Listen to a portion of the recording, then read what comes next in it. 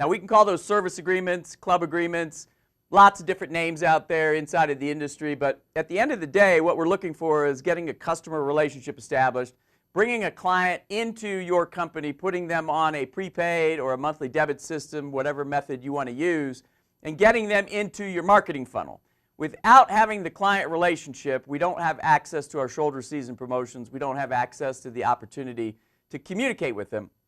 Now, we all have seen the discussion, hopefully you've seen the discussion on the earlier videos, that an existing client relationship builds trust, and part of that relationship of trust means that a client will spend 67% more money than they would as a new marketed lead or a brand new relationship where I don't know your company, I haven't had an experience with you, good or bad for that matter, and I just don't really know what to expect. So my guard is up. My emotional guard is up. The whole idea of the economic platform is I don't trust necessarily what's going on.